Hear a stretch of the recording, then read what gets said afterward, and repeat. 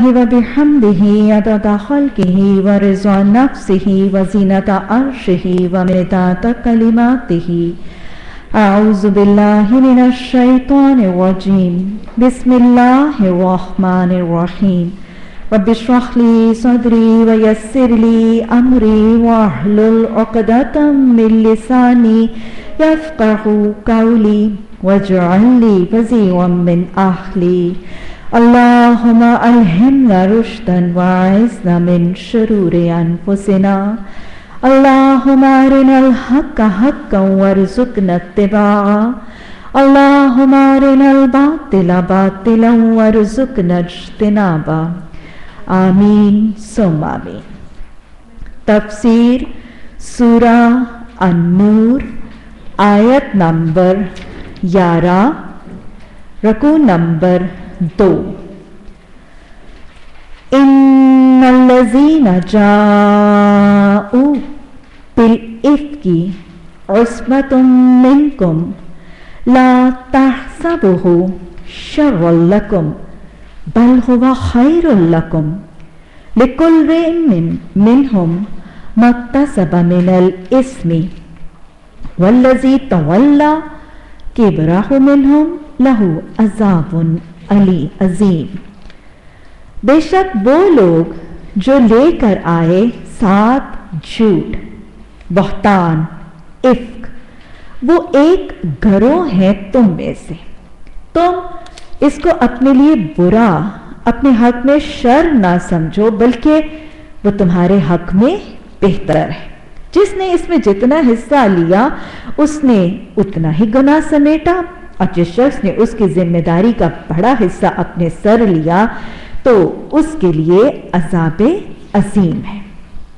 اللہ سبحانہ تعالی یہاں پر تذکرہ فرما رہے ہیں کس کا؟ واقعہ افک کا۔ یہ واقعہ افک یہ وہ قصہ ہے جس کو ایسوسیٹ کیا گیا سورہ نور کے ساتھ۔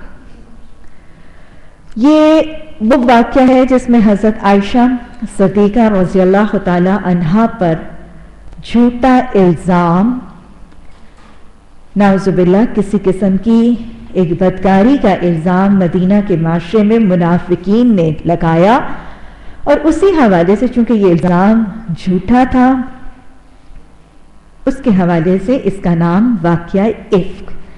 اسی پر تبصرہ جاری ہے حد قذف کے بعد۔ یہ واقعہ کیا ہوا اور کیسے ہوا، میں نے آپ کو اس دن بھی کل بھی بات ہوئی اور میں نے آپ کو وضاحت سے بتایا تھا کہ واقعہ افک غزوہ بنی مصطلق سے واپسی پر رونما ہوا۔ اگر ہم اسلامی تاریخ کے اوراق الٹ کر دیکھیں تو غزوہ بنی مصطلق 6 ہجری میں رونما ہوا۔ بنی مصطلق ایک قبیلہ ہے، بنی خزاعہ کی ایک شاخ، بنی خزاعہ کی ایک شاخ قبیلے کا نام بنی مصطلق۔ یہ قبیلہ اور اس قبیلے کے لوگ بحر احمر کے ساحل میں جدہ سے اور رابغ، جدہ سے لے کر رابغ کے درمیان قدید کا ایک علاقہ ہے، اس میں قدید کے علاقے میں یہ بستی ان کی موجود تھی، اور یہ وہ علاقہ تھا جس میں بہت ہی چشمے اور بہت ہی زرخیز سا علاقہ تھا۔ رسول اللہ صلی اللہ علیہ وسلم کو یہ خبر ملی کہ بنی مصطلق کے لوگ مدینہ پر حملہ آور ہونے کی تیاری کر رہے ہیں۔ اس سے پہلے کہ وہ لوگ حملہ کرتے، اطلاع پاتے سار حملہ آوروں کو حملہ آور ہونے سے پہلے ہی آپ صلی اللہ علیہ وسلم نے روک لیا۔ اطلاع ملتے سار ہی رسول اللہ صلی اللہ علیہ وسلم نے مدینہ کی بستی میں اعلان جہاد فرمایا اور ایک لشکر لے کر بنی مصطلق والوں پر آپ صلی اللہ علیہ وسلم ساتھیوں سمیت حملہ آور ہوئے۔ آپ صلی اللہ علیہ وسلم کا امہات المومنین کے ساتھ عدل کا طریقہ ہمیشہ ہی نظر آتا ہے، حالانکہ آپ کو معلوم ہے کہ اللہ سبحانہ تعالیٰ نے قرآن کی آیات کے ذریعے بھی رسول اللہ صلی اللہ علیہ وسلم کو امہات المومنین کے ساتھ عدل پر پابند نہیں کیا تھا، کیونکہ آپ کے لیے پریکٹیکلی بہت ہی مشکل تھا، لیکن اس کے باوجود آپ نے امہات المومنین کے ساتھ بہترین عدل کا پیمانہ قائم کیا، اور آپ کا ایک عدل کا طریقہ یہ تھا کہ جب آپ صلی اللہ علیہ وسلم کسی جنگی مارکے یا سفر پر روانہ ہوتے تھے تو یہ فیصلہ کرنے کے لیے کہ امہات المومنین میں سے کون سی آپ کی ہمراہ ہوگی، کیونکہ ایک بہت بڑا انعام اور اعزاز ہوتا تھا کہ آپ کے ساتھ سفر پر کون سی ام المومنین تشریف لے جائیں گی، تو یہ فیصلہ کرنے کے لیے آپ صلی اللہ علیہ وسلم امہات المومنین کے ناموں کی قرعہ اندازی کرواتے تھے۔ قرعہ اندازی انصاف کا فیصلہ کرنے کے لیے جائز ہے، لہٰذا اس سفر پر جانے اور اس جنگی مارکے پر جانے سے پہلے قرعہ اندازی میں حضرت عائشہ فرماتی ہے کہ میرا نام قرعہ میں نکلا، گویا حضرت عائشہ رسول اللہ صلی اللہ علیہ وسلم کے ساتھ اس جہاد کے سفر میں شامل تھی۔ آپ صلی اللہ علیہ وسلم کو اللہ کی مدد کے ساتھ فتح اور نصرت آپ صلی اللہ علیہ وسلم کے شامل حال ہوئی، اور واپسی پر بنو مستلق کے ساتھ غزوہ بنی مستلق سے واپسی پر آپ صلی اللہ علیہ وسلم جب تشریف لا رہے تھے تو جب ایک ٹھکانے پر پہنچے، رات کا اندھیرا چھا چکا تھا، تو آپ نے قیام کا حکم دیا۔ قیام کا اور پڑاؤ کا جب حکم دیا گیا تو پڑاؤ کے بعد ایک انصاری اور ایک مہاجر کے درمیان پانی کے معاملے میں کچھ جھگڑا اور تنازع ہو گیا۔ جھگڑے اور تنازع ان میں بھی ہوتے، پانی کے معاملے میں کوئی جھگڑا اور تنازع ہوا۔ قرآن اور حدیث کے احکامات کیا ہیں؟ جھگڑے کے حوالے سے قرآن اور حدیث کے احکامات یہ ہیں، قرآن صلح کے حوالے سے فرماتا ہے وَالصُّلْحُ خَيْرٌ، دیکھو ہر حال میں صلح بہترین طریقہ ہے، اور حدیث میں اور ویسے بھی قرآن میں ایک اور جگہ بتایا گیا کہ دیکھو اگر مومنوں کے دو گروہ آپس میں لڑ جائیں تو کیا کرو، نہ خاموش تماشائی بنو، نہ اس جھگڑے کو بڑھاؤ، نہ اور آگ بھڑکاؤ، نہ اس جھگڑے کو دیکھ کر خوش ہو اور مسرور ہو، بلکہ کیا کرو اگر دو مومن آپس میں جھگڑ جائیں تو اصلحوا بینکم، تو ان دونوں کے درمیان صلح کروا دو۔ اور حدیث میں ہمیں آتا ہے، آپ صلی اللہ علیہ وسلم نے فرمایا تھا کہ اگر کیا میں تمہیں وہ چیز نہ بتا دوں جو نماز اور روزے سے زیادہ افضل ہے؟ اور آپ نے اس میں کیا چیز بتائی تھی؟ آپ نے فرمایا تھا دو لڑے ہوئے یا خفا لوگوں کے درمیان صلح کرا دینا، یعنی تنازع کو، جھگڑے کو ختم کروا دینا، یہ بہت بڑا عمل ہے اللہ سبحانہ تعالیٰ کے ہاں۔ اور آپ نے فرمایا صلح کروا دینا دین کو آباد کرنے والا کام ہے۔ تو لہٰذا یہ قرآن اور حدیث کے احکامات تو موجود تھے، لیکن جھگڑا بڑھ گیا، دو کے درمیان جھگڑا تھا، لیکن منافقین نے اس موقع کو موقع غنیمت جان کر اس جھگڑے کو بڑھا دیا، کیونکہ منافقین کی صفت کیا ہوتی ہے؟ سورہ بقرہ میں جہاں ہم نے منافقوں کی صفت پڑھی تھی، پہلی صفت یہ تھا وہ جھوٹے ہیں، اور اب یہ صفت کیا تھی؟ وَإِذَا قِيلَ لَهُمْ لَا تُفْسِدُوا فِي الْأَرْضِ قَالُوا إِنَّمَا نَحْنُ مُصْلِحُونَ، کہ جب انہیں کہا جاتا ہے نا کہ فساد نہ کرو تو وہ کہتے ہیں ہم تو اصلاح کر رہے ہیں۔ اللہ نے پھر تبصرہ فرمایا الا انہم هم المفسدون ولکن لا یشعرون، یہی فسادی ہیں لیکن ان کو پتہ نہیں ہے کہ یہ فسادی ہیں۔ گویا منافقین جو ہے وہ فساد ڈلواتے ہیں۔ اب یہی ہوا کہ جھگڑا تنازع ہوا، قرآن اور حدیث کے احکامات موجود تھے، صلح بہتر ہے، صلح کروا دیا کرو، حدیث نے انسٹرکشنز دے رکھی تھی، لیکن وہ منافق عنصر تھا، وہ جھوٹا تھا، بے ایمان تھا، خائن تھا۔ منافقانہ عنصر میں عبداللہ بن ابی نے اس موقع کو غنیمت جانا اور اس جھگڑے کی آگ کو اور بھڑکانے اور سلگھانے کا کام کیا۔ عبداللہ بن ابی وہاں پہ پہنچا اور اس کے کچھ اور بھی ساتھی اس کے ساتھ تھے۔ اس نے آ کے اس انصاری کو مخاطب ہو کر کچھ کہا، اور کیا کہا؟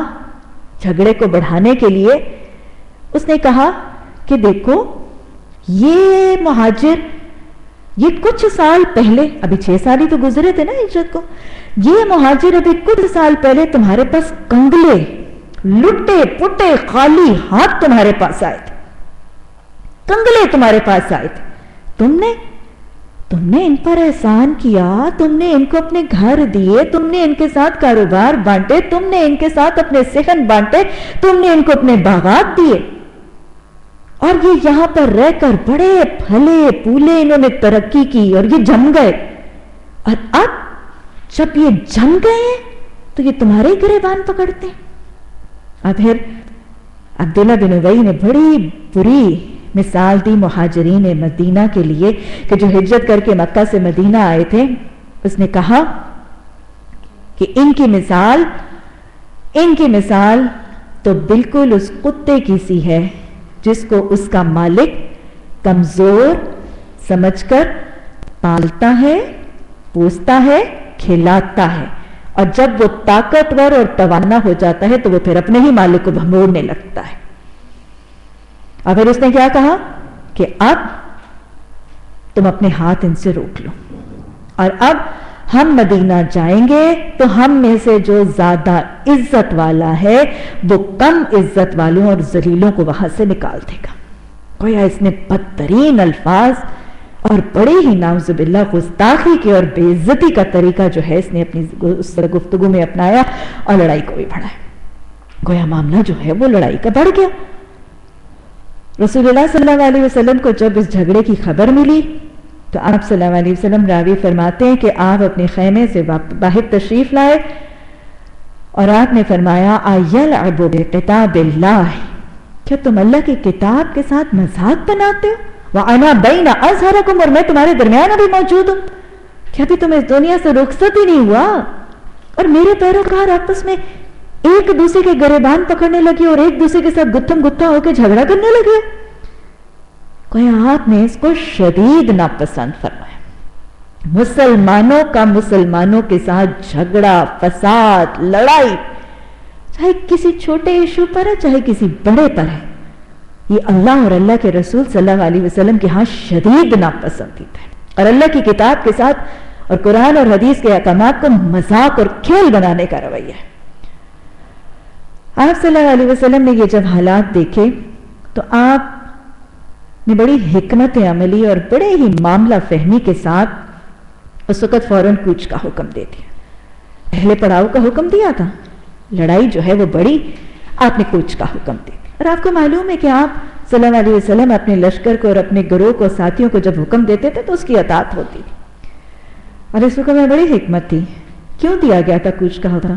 کوچ کا حکم محض اس لیے دیا گیا تھا کہ اگر یہ یہیں رہیں گے، بیٹھے رہیں گے، ایک دوسرے کے آمنے سامنے رہیں گے تو جھگڑا بڑھ جائے گا، لڑائی بڑھ جائے گی، اور اس لڑائی کو روکنا مشکل ہوگا۔ بہتر یہ ہے کہ جگہ چھوڑو، منتقل ہو، سفر کرو گے، سارے دن کے سفر کر رہے ہیں، اب تھکے ہارے پھر سفر کریں گے، جھگڑا کس کو یاد رہے گا؟ جھگڑے کو ختم کرنے کے لیے آپ نے وہیں جم کر ٹھہر کر جھگڑے کو طول دینے کی بجائے آپ نے کوچ کا حکم دیا۔ سنت میں سے ایک حکمت سیکھ لیجئے، لڑائی اور جھگڑے کے خاتمے کے لیے جہاں ہم یہ کہتے ہیں کہ جب لڑائی ہو، جھگڑا ہو، غصے پر قابو پانا مشکل ہو، ایک تو اعوذ باللہ، اور پھر ہم نے اس دن دعا کون سی سیکھی تھی؟ ربی اعوذ بک من ہمزات الشیاطین واعوذ بک ربی ان یحضرونی، یہ تو ایک طریقہ، اور دوسرا خاموشی، یہ دونوں اس کے ہم پہلے سیکھ چکے۔ لڑائی ہو، جھگڑا ہو تو طریقہ کیا ہے؟ غصے پر قابو پا لینا۔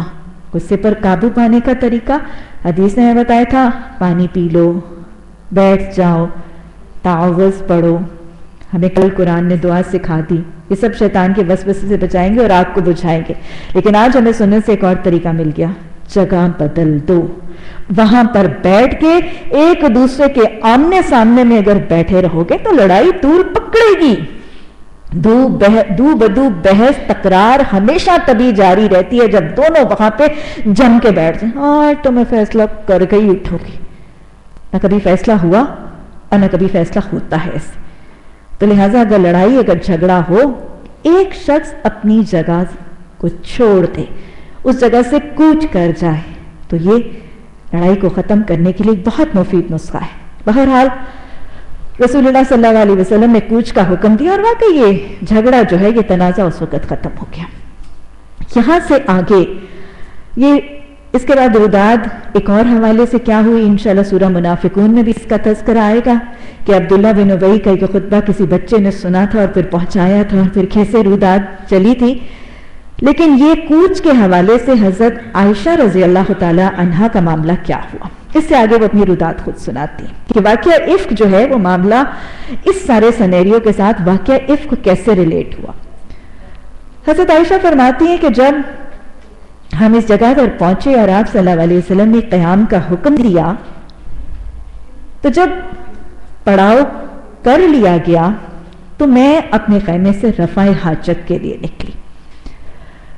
کہتی ہیں کہ جب میں رفع حاجت سے فارغ ہو کے واپس آ رہی تھی تو میں نے اپنے گلے میں محسوس کیا تو میرا ہار میرے گلے میں نہیں تھا۔ اس روایت میں جو میں آپ کو حدیث جس کا مفہوم بتا رہی ہوں اس میں تو حضرت عائشہ کے حوالہ موجود نہیں ہے کہ میرا یہ گلے کا ہار جو ہے یہ مستعار میرا ادھار میں تھا، لیکن ایک اور واقعے میں وہ بتاتی ہیں کہ یہ ہار جو ہے وہ انہوں نے کسی اور ام المومنین سے مستعار یعنی ادھار لیا تھا۔ گھر کے حالات دیکھتی، عورتوں کی خواہشات بھی دیکھتی، اور پھر ام المومنین ان کے امہات المومنین کے آپس میں معاملات کیسے ہیں وہ بھی پتہ چل رہے ہیں، اور پھر امانت کا احساس بھی کتنا شدید ہے۔ حضرت عائشہ فرماتی ہے رضی اللہ تعالی عنہا کہ میں نے اپنے گلے میں جب ہار دیکھا تو وہ میرا ہار وہاں نہیں تھا۔ کہتی ہیں اس ہار کو تلاش کرنے کے لیے میں واپس I traced my steps، واپس میں اپنے اسی رستے پر گئی جہاں میں پہلے گئی تھی۔ وہاں تلاش کرنے کے بعد جب میں واپس پلٹی اور خیموں کی جگہ یا پڑاؤ کی جگہ پر پہنچی تو قافلہ وہاں سے روانہ ہو چکا تھا۔ کیوں ہوا تھا؟ کیونکہ وہ میں نے پہلی رودات بنائی۔ حضرت عائشہ فرماتی ہیں کہ جب میں وہاں پہ پہنچی تو وہاں پہ قافلہ نہیں تھا، لشکر وہاں سے روانہ ہو چکا تھا۔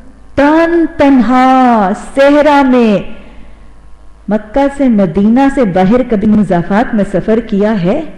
دیکھا ہے وہ رستے کیسے ہیں؟ کتنے کالے سیاہ پہاڑ، ریگستان، بربر، میلوں تک کوئی آبادی۔ آج بھی مکہ سے مدینہ کی سڑک کے اوپر رات کو گاڑی رک جائے نا تو ڈر لگتا ہے۔ بسیں پوری بھری کی بھری بسیں رک جائیں نا ان رستوں پہ تو دل میں خوف آتا ہے۔ اور وہ زمانہ اکیلی تنہا، عمر کتنی کو تھی؟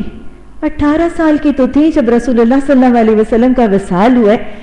ایک ینگ ٹین ایجر بچی تنہا اس میدان میں اندھیری رات میں، کسی حدیث کے واقعے سے ہمیں یہ نہیں پتا چلتا کہ وہ روئی تھی یا وہ پریشان ہوئی تھی یا وہ ٹینشن کا شکار ہوئی تھی یا زبان سے کوئی شکوہ شکایت۔ کوئی عام خاتون ہوتی تو پتہ نہیں کتنا لان تان، کتنے شکوے شکایتیں کہاں چلے گئے، کہاں چھوڑ گئے، میں اکیلی یہ ہیں ہی ایسے۔ ذرا عام خاتون کو وہاں رکھ کے تو دیکھیں کتنے جملے ہوتے اور کتنی باتیں نکلتی ہیں۔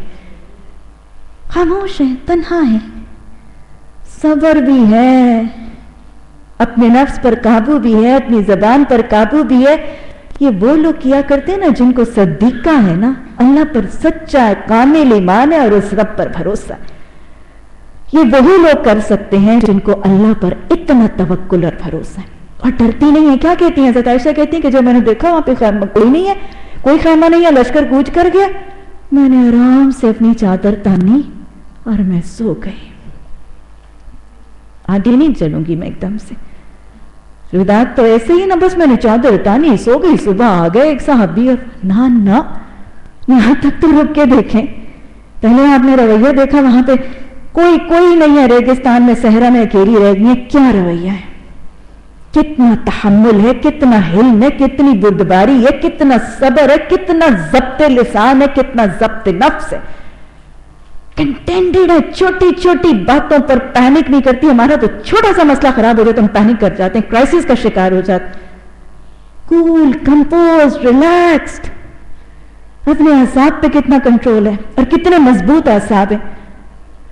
چادر لے کے ننگی زمین کے اوپر سو جاتی ہیں، سادگی بھی ہے، کتنی سمپلسٹی ہے زندگی میں، اور پھر کتنی بہادر ہے، کتنی جرت ہے، کوئی ڈر نہیں ہے، کوئی خوف نہیں ہے کہ نہیں؟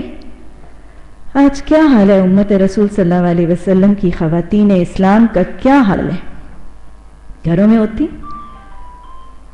گھروں کے اندر ہے، چھت کے اوپر ایک چھپکلی آ جاتی، فرش کے اوپر ایک چوہیاں بھاگ جاتی ہیں، چھوٹا سا وہ ایک لال بیگ آ جاتا ہے، چیخیں مارنے لگتی ہیں،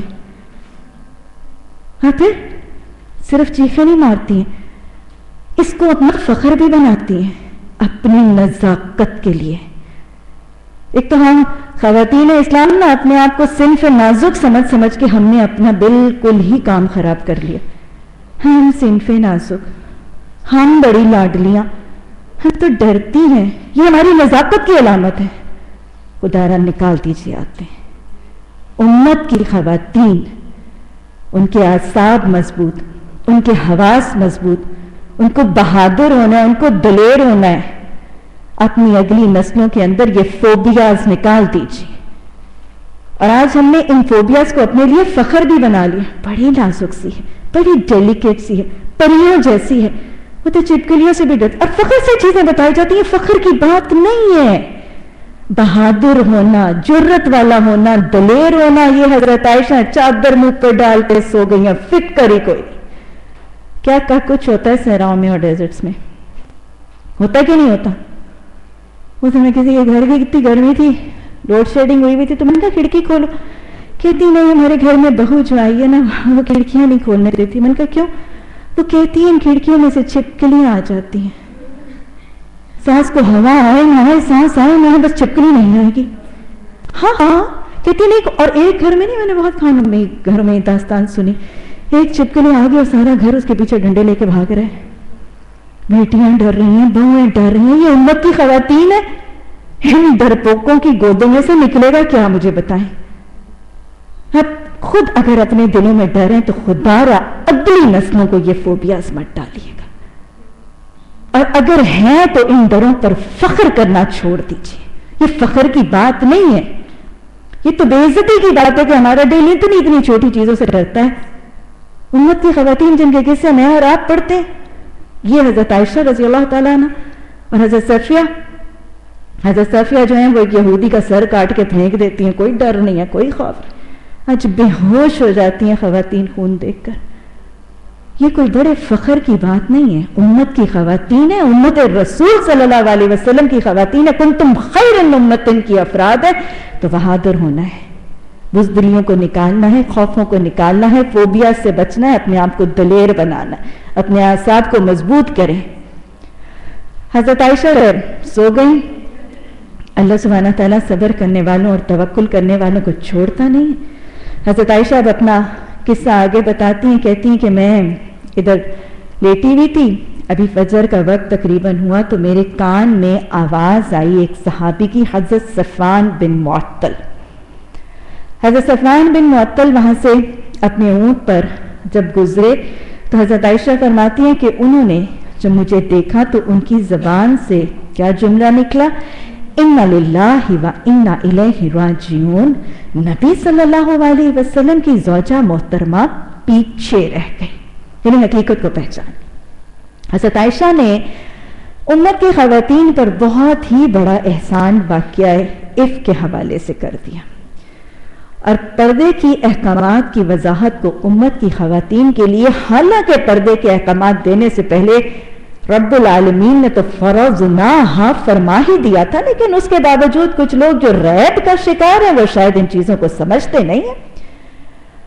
حضرت عائشہ نے فرما دیا کہ صفوان بن، کہیں کسی کے دل میں فتنہ آنا تھا کہ اچھا صفوان بن معطل نے کیسے پہچانا تھا حضرت عائشہ کو. انہوں نے کلیریفائی کر دیا. اللہ نے وحی کے ذریعے ان کے دل میں یہ ڈالا اور ان کی زبان سے یہ جملہ نکل گیا. رہتی دنیا پر امت کی ذہنوں کو صاف اور شفاف کرنے کے لیے حضرت عائشہ نے فرمایا صفوان بن معطل مجھے اس بنا پر پہچان گئے تھے کہ پردے کی آیات کے نزول سے پہلے وہ مجھے دیکھ چکے تھے. کوئی جب چہرے کے پردے کی آیات نازل ہوئی اس کے بعد امہات المومنین بنات رسول صلی اللہ علیہ وسلم اور مدینہ کی صحابیات کھلے چہروں سے نہ پھرتی تھی، نہ دیکھی جاتی تھی، نہ پہچانی جاتی تھی. وہ جاننے پہچاننے اور دیکھے جانے کا معاملہ پردے کی آیات کے نزول سے پہلے تھا، اور یہ چہرے کا کھولنا بھی دانستہ نہیں تھا، کھلا ہوا چہرہ تھا، اور پہچان اس دور کی موجود تھی، اس لیے پہچانا، اس کے بعد پہچان ممکن نہیں. پھر حضرت عائشہ نے اگلا جملہ بھی بول دیا. حضرت عائشہ نے فرمایا کہ جب میرے کان میں صحابی کے یہ الفاظ پڑھے تو ان کی آواز سے میں اٹھ گئی اور میں نے اپنے چہرے پر اپنی چادر ڈال لی. الحمدللہ. حضرت عائشہ نے پھر وضاحت فرما دی کہ یہ نہ سمجھنا کہ میں نے جب میں دیکھ لی گئی تھی اور ایک غیر محرم میرے ساتھ موجود تھا، فرض نہ ہو کہ احکامات کے بعد امہات المومنین کا یہ نمونہ نہیں ہے کہ غیر محرم کے سامنے ایک دفعہ دیکھ ہی لیا ہے تو کھلا رہے تو کیا کر کے، اور پہلے دیکھتے تھے اب کیوں بھاگتے.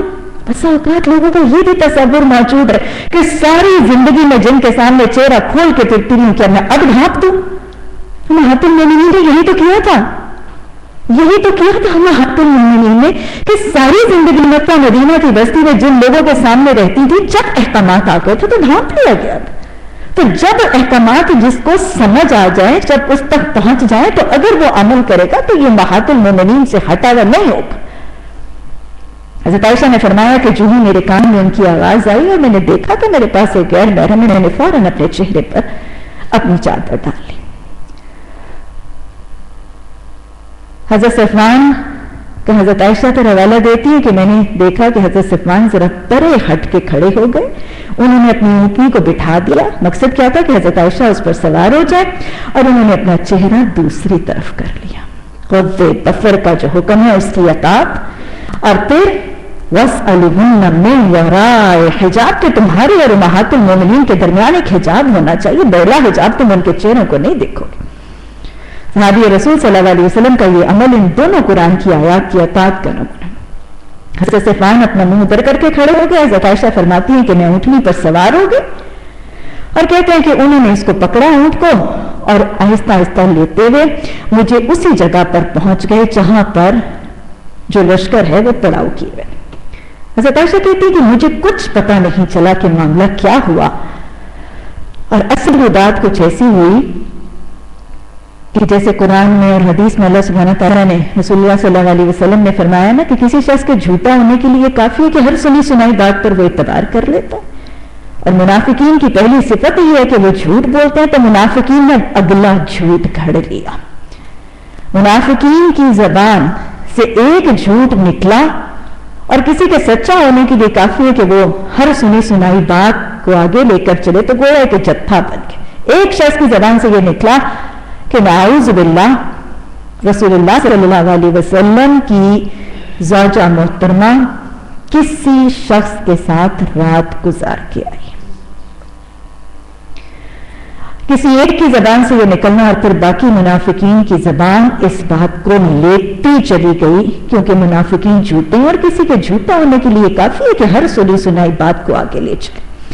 گویا یہ داستان جو ہے وہ پھیلتی. حضرت عائشہ کہتی ہے مجھے اس کی خبر نہیں تھی. ظاہر ہے دل میں سچائی تھی، دل میں ہر قسم کی سچائی تھی. کہتی ہے مجھے کچھ خبر نہیں تھی. بس ہوا کیا، اپنی روداد آگے بتاتی ہے کہ میں جب مدینہ پہنچی تو وہاں جا کر میں کچھ بیمار ہو گئی. کہتی ہے کچھ دیر تو میں اپنی حجرے ہی میں رہی، لیکن میں نے محسوس کیا کہ رسول اللہ صلی اللہ علیہ وسلم ذرا زیادہ مصروف ہے. آپ کو پتہ ہے وہ دور ہے جس میں بہت غزوات کا جو ہے وہ چکر جاری تھا. تو حضرت عائشہ نے فرمایا کہ میں نے رسول اللہ صلی اللہ علیہ وسلم سے اجازت طلب کی اور اپنی والدہ کے گھر تشریف لے گئی تاکہ وہ میری عیادت کر سکے. اصول دیکھیں کیا ہے کہ اپنی والدہ کے گھر بیماری کی حالت میں بھی اور شوہر کی مصروفیت کے باوجود بھی اجازت کے بغیر نکلنے کا تصور موجود نہیں ہے. آپ کو معلوم ہے حدیث میں آتا ہے نا کہ جب کوئی خاتون شوہر کی اجازت کے بغیر اپنے گھر سے نکلتی ہے تو آسمان پر ایک فرشتہ اور جس چیز پر اس کا گزر ہوتا ہے وہ تمام اللہ کی مخلوق اس پر لعنت کرتی ہے جب تک وہ اپنے گھر میں واپس نہیں پلٹ آتی. تو اجازت کے بغیر نکلنا حضرت عائشہ صدیقہ کا بھی طریقہ نہیں رضی اللہ تعالیٰ عنہ. اجازت لے کے کہتی ہیں کہ میں اپنے نیکے میں آ گئی تاکہ میری والدہ میری عیادت کر سکیں. کہتی ہیں کہ میں نے رسول اللہ صلی اللہ علیہ وسلم کے طریقے میں کوئی فرق نہیں دیکھا، بس صرف یہ تھا کہ جیسے وہ نارملی میرے ساتھ معاملہ کرتے تھے ان کے معاملے میں ان کے رویے میں ہلکا سا فرق تھا. اور پھر تو وہ بدگمانی کا شکار نہیں ہوئی. ظاہر یہ سوچا ہوگا کہ بہت مصروف ہیں ذہنی طور پر اور بہت سی چیزوں میں انوالوڈ ہیں. کہتے کہ میں نے دیکھا اور ہلکا سے محسوس کیا کہ آپ صلی اللہ علیہ وسلم میرے پاس تشریف لاتے تھے، کچھ دیر بیٹھتے تھے اور صرف اتنا سوال کرتے تھے کیف اتیکم، کہ تم کیسی ہو. بیمار ہے نا تو بیمار کی عادت کرنا بھی رسول اللہ صلی اللہ علیہ وسلم نے سنت سے ثابت کروایا. صرف یہ پوچھتے تھے اور بس اتنی ہلکی پھلکی گفتگو کر کے واپس چلے جاتے. اللہ کیا آپ کو پتا ہے کہ کتنی محبوب ہیں, لیکن ایک رویے میں ہلکا سا فرق یہ بعد میں محسوس کرتی ہے کہ میں نے ان دنوں میں محسوس نہیں کیا تھا, but now that I look back یہ ہاں یہ فرق تھا, میں نے اس وقت محسوس نہیں کیا تھا.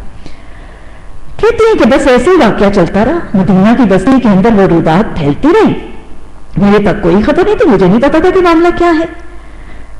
کہتی ہیں کہ ایک دن میں رفع حاجت کے لیے اپنی والدہ کی خالہ زاد بہن کے ساتھ رات کو رفع حاجت کے لیے نکلی. آپ کو پتا ہے کہ امہات المومنین کا اور ان بستیوں میں صالحین کی خواتین کا طریقہ یہ تھا کہ وہ رفع حاجت کے لیے راتوں کو نکلتی تھی تاکہ پہچانے نہ جائیں. بہرحال حضرت عائشہ فرماتی کہ میں اپنی والدہ کی خالہ زاد بہن کے ساتھ, یہ وہ خالہ زاد بہن ہے جن کی مالی کفالت حضرت ابو بکر صدیق فرماتے تھے, ان کے ساتھ میں رات کو رفع حاجت کے لیے نکلی.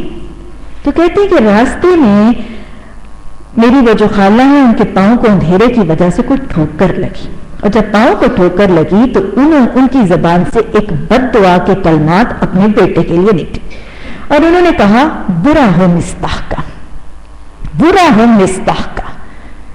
یہ والدہ ہے مصطح بن اساسہ کی. مصطح بن اساسہ اس گروہ میں سے جنہوں نے حضرت عائشہ کے خلاف وہ واقعہ اس گھرنے میں آپس میں ایک دوسرے کی معاونت کی تھی, ان میں حضرت مصطح بن اساسہ بھی. تو والدہ نے کہا کہ برا ہو مصطح کا, تو حضرت عائشہ کہتی ہے کہ میں نے کہا تم کیسی ماں ہو, تم کیسی ماں ہو, اپنے بیٹے کو جو ہے وہ بد دعا اور ان کے اس کے لیے تم یہ بات جو تمہاری زبان سے نکلتی ہے. تو کہتی ہے کہ اس پر ماں سے رہا نہ گیا, اور انہوں نے بتایا کہ میں اپنے بیٹے کے لیے یہ جملہ کیوں نکال رہی ہوں, کیونکہ میرا بیٹا اس طرح حضرت عائشہ کا کہ ان کے تمہارے خلاف یہ سارا قصہ گھڑنے میں ملوث ہے. اس طرح حضرت عائشہ کہتی ہیں کہ مجھ تک یہ واقعہ عفق کی رودات اپنی اس رشتے کی خالہ کے ذریعے پہنچی کہ مدینہ کی بستی میں میرے خلاف کیا کھچڑی پک رہی ہے. کہتی ہیں کہ جب میں نے اپنی خالہ کی زبان سے یہ رودات سنی تو جس حاجت کے لیے گئی ہوئی تھی وہ تو ساری بھول بھلا گئی. کہتی ہیں اس سے میرا جیسے جسم جو ہے وہ خشک ہو گیا, خون خشک ہو گیا, سب کچھ بھول گیا. اسی الٹے قدموں میں گھر پہنچی, ساری رات میری روتے تڑپتے ہوئے گزری. ادھر کہتی ہیں کہ رسول اللہ صلی اللہ علیہ وسلم بھی جیسے کہتے ہیں نا انگاروں پر لوٹ رہے. آپ دیکھیں کہ کتنا بڑا الزام. اپنی کیا پوچھا گیا تھا آپ کو سب سے زیادہ محبوب کون ہے, تو کیا کہا تھا حضرت عائشہ. پھر پوچھا گیا مردوں میں کون ہے, عائشہ کا باز. اب اتنی پیاری حضرت عائشہ رضی اللہ تعالی عنہا کے اوپر اتنا بڑا الزام لگا دیا کہ یو آر ہیلپ لیس, آپ کچھ نہیں کر سک رہے کیونکہ آپ کے پاس پروف نہیں ہے کسی چیز کا. اس لیے تو حد قذف پہ جاری کر دی گئی تھی نا. رسول اللہ صلی اللہ علیہ وسلم نے اپنی تسلی کے لیے اور حضرت عائشہ کے لیے ان کے حق میں گواہ جمع کرنے کے لیے اور اپنے لیے کوئی الٹرنیٹیو ذریعہ جو ہے وہ تلاش کرنے کے لیے آپ نے حضرت اسامہ بن زید کو بلایا اور یہ ساری روایت سنا کر بتایا کہ بتاؤ تم عائشہ کے بارے میں کیا کہتے ہو. تو حضرت اسامہ بن زید نے حضرت عائشہ کے حق میں گواہی دی تھی کہ یا رسول اللہ صلی اللہ علیہ وسلم میں نے حضرت عائشہ کہ ان کے اندر بھلائی کے علاوہ کچھ نہیں دیکھا.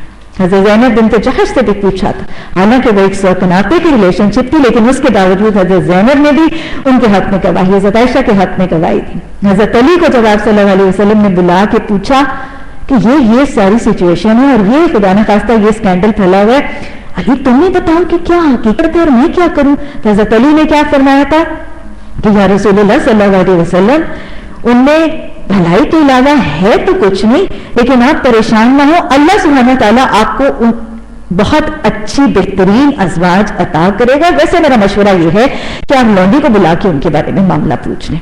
لونڈی کو بلایا گیا اور لونڈی سے رسول اللہ, آپ کو پتا کہ گھر کے جو ملازم ہیں ان کو بھی گھر کے اندر کے حالات کا بہت اچھی طرح, کیونکہ ظاہر گھر کا قوام مرد جب گھر پہ نہیں ہوتا تو ملازمین گھر پر ہوتے ہیں اور ان کو ہر گھر کا اندر باہر کا معاملہ پتہ ہوتا ہے. تو لونڈی سے جب رسول اللہ صلی اللہ علیہ وسلم نے حضرت عائشہ کے حوالے سے گواہی پوچھی تھی تو لونڈی نے کیا کہا تھا, میں نے حضرت عائشہ میں بھلائی کے علاوہ کچھ نہیں دیکھا.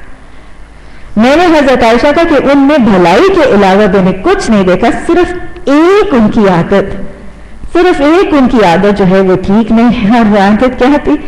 لونڈی نے کہا تھا کہ جب میں آٹا گوندھ کے صدیقہ کو کہہ جاتی ہوں کہ بی بی اس کا خیال رکھنا, وہ سو جاتی ہے, عمر بہت چھوٹی تھی نا, وہ سو جاتی ہے اور بکری آتا کھا جاتی. تو یہ ہلکی سی ایک کیئرلیسنس ہے جو وہ کبھی کبھی ان سے سرزد ہوتی ہے, لیکن اس کے علاوہ میں نے بھلائی کے علاوہ ان کے اندر کچھ نہیں دیکھا. اب یہ گواہی جب ملتی ہے, لیکن اس کے باوجود بھی نا آپ خود تو ساری حقیقت دل تو مطمئن ہے.